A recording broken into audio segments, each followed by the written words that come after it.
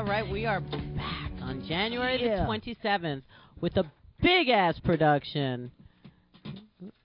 So, Fellaheen? Yes. Fellaheen. Wait, you need to speak closer to the microphone. Both of you, can you grab a little mic?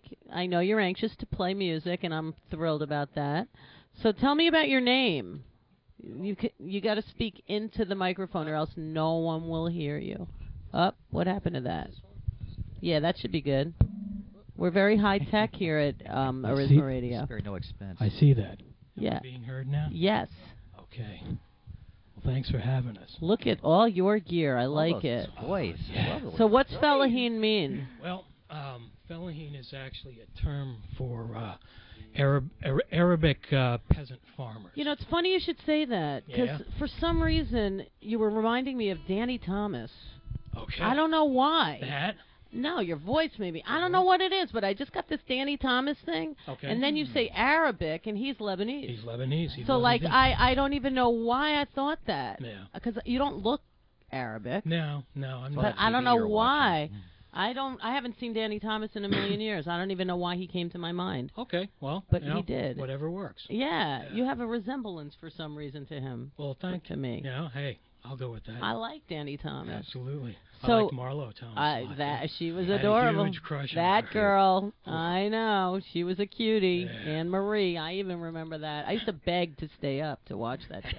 It was on like at 9 o'clock. I remember I was like, please let me see that girl. Yeah.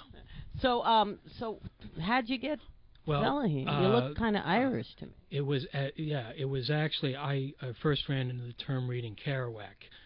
He used it as a term for the kind of the field workers out in the West, and I later learned that Kerouac pinched the term from a philosopher whose name was Oswald Spengler, and Spengler used it as a term to mean kind of the great masses of people whose lives went unchanged by the great movements of history.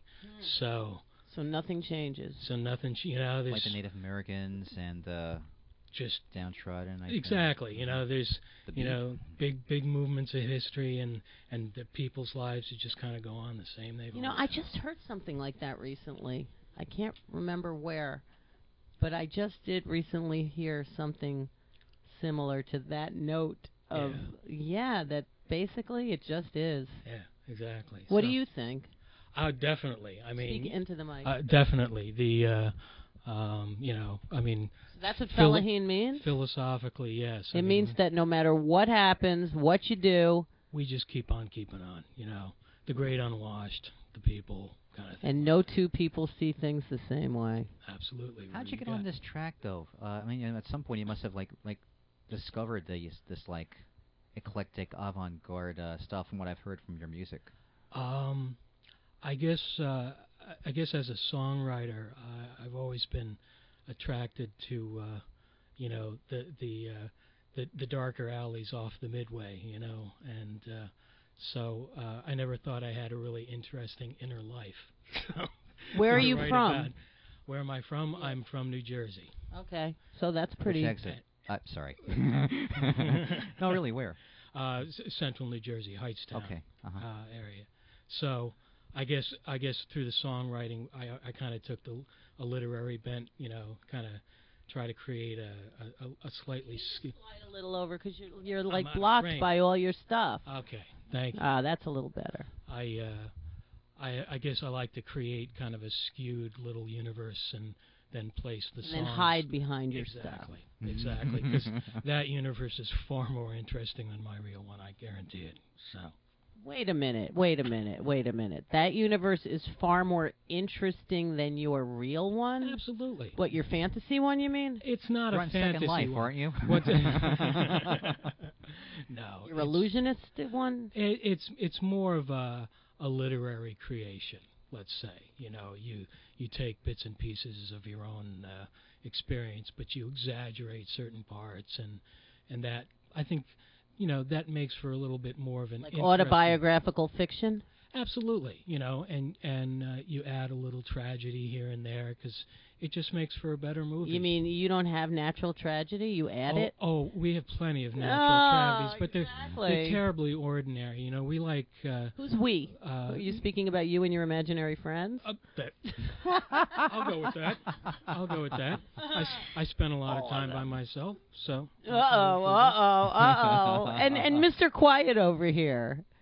Who are you? Who did you bring? What brings you to the table? I'm who. You're Rue. Oh, I mean this one with the. Yeah. Oh, another Dan. The mic. Same middle name as Yeah. And we both have the same middle name as you're we like discovered out in the Kismet. lobby. Yeah, this is Kismet right now. So you're like fraternal twins here with the same name. Yeah, I'm feeling that energy happening too. Aww. Yeah. It's nice. That's so sweet. He's like oozing with like happiness right now. You're the tragic one, and he's the happy one. We Is have that a good it? yin yang. That works. Yeah, it's like a little dyad thing going. Now, how long have you guys played together? Oh, what, 6-7 years? Oh, I okay. guess, So you've got it down. You feed off of each other. Absolutely. So we live 2 doors down from one another. And in Jersey? Yeah.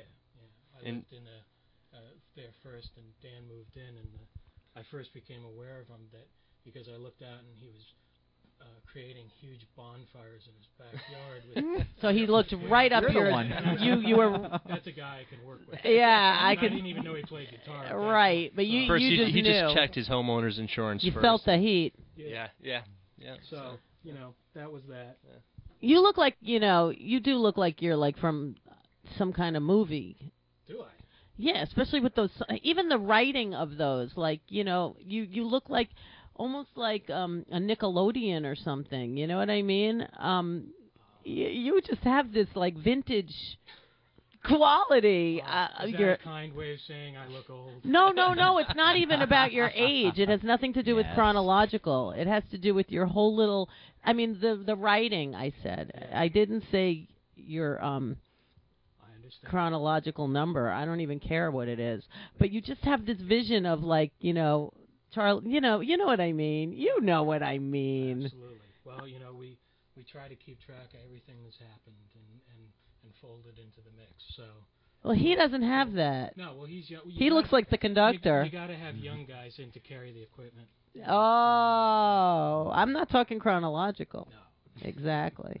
All right, so you guys are itching to play something. I can feel it. We'll play something. Let's hear it. What are you playing? We'll play something, because then we get into copyright. Well, right, exactly. So what are you going to play? Well, we will start off in the... See what I mean? The writing, like...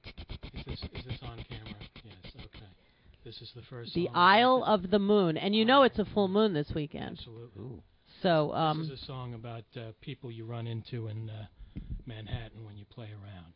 So... Play around how? Like music or play around in life? Play around in... we can't hear you when you're not on the microphone. I'm just gonna jack in there a little bit. Play around the island, play in clubs, the sordid underbelly